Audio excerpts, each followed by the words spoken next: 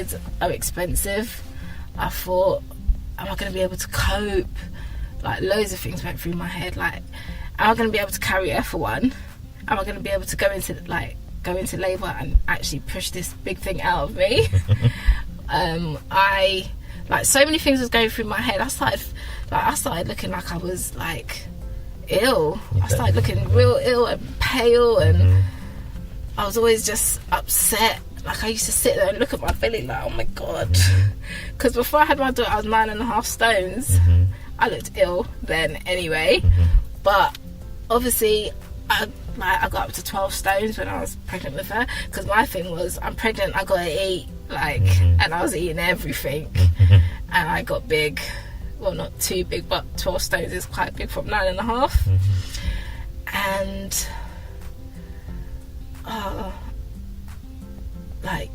they were low moments, because me and her dad wasn't getting on, and we was always arguing, and he was always involved in his family, and that would get me even more mad, because why are you involving them? Like, it's just me and you. And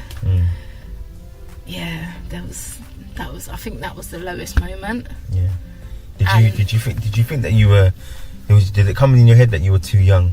Like, you were too young? Yeah, because I was in denial for 7 months. I didn't start showing properly until I was like 8 months.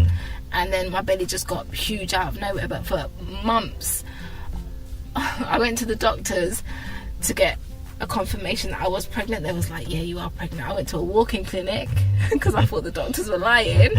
I went to a walk-in clinic to have another pregnancy test, and they was like, unfortunately, you are pregnant. I still didn't believe it. I went to a wedding, and there was some fanfare rides, and it blatantly said, if you are pregnant, do not go on the ride. Because I was in that much denial, I went on the ride. I could have damaged my child, but because in my mind I was I couldn't for so long, because I wasn't showing. It was just like, they're still lying. Didn't have a period, anything, and I still thought they were lying. When I saw the scan, I still thought they were lying. I was like, this ain't my scan. It took me like maybe the 8th month when my belly started getting big and I could feel her moving around. Even though I felt her moving around, but I just thought, oh no, that's just butterflies, you know. But no, it was her moving around. She didn't move much, but she was moving. I think when my belly got huge, that's when I realised, like, oh my God, this is real. And I was sad. I was like, oh my God, what have I done? Yeah, I think those were my lowest moments. But I was in denial for so long. So did you have, when you did have your first one, did you have any postnatal depression or anything like that? No, well, I don't think I did. But the health visitor thought I did. But it wasn't that. I don't know. Maybe I did. I don't think I did, because I was living in a hostel. I was coping. I was feeding my child. I was doing the necessary stuff that you do. And I started not caring about myself. So I started look like, not that I looked dirty, but I just looked ill. Like, my face was pale. I used to just throw on whatever. Like, I didn't take care of myself because I was just too focused on taking care of this little child. Like, my daughter never looked dirty. I cleaned her every day, and she looked good when we was going out, but I just looked like a hot mess. I looked like a hot mess. And I remember when I went home from the health visit, she was like, are you sure you're coping all right? And I was like, yeah, I'm fine. You know, I went home and looked in the mirror and thought, oh, this isn't you. Like, you don't look like this. Like my hair was done, but it wasn't done. Like, and I looked at Kate and thought, you look so on point, and I just look like a hot mess.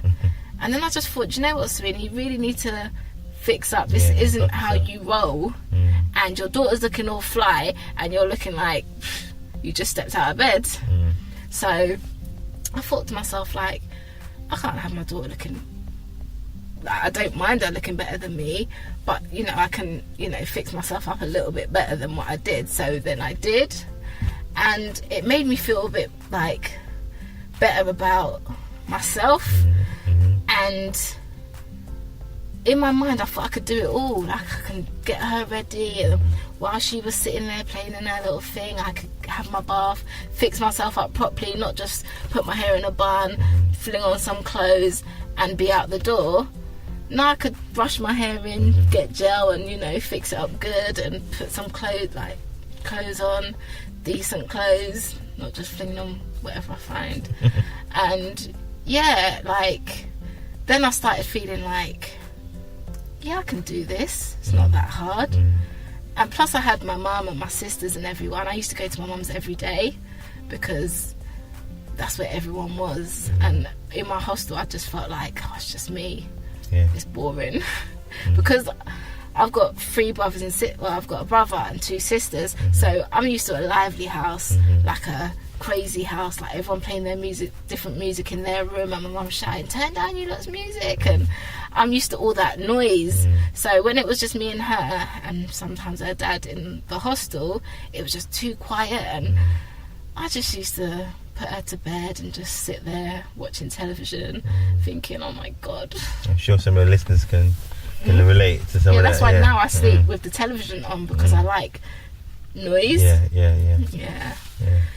But even though my house is a little bit more lively now that I've got a second child.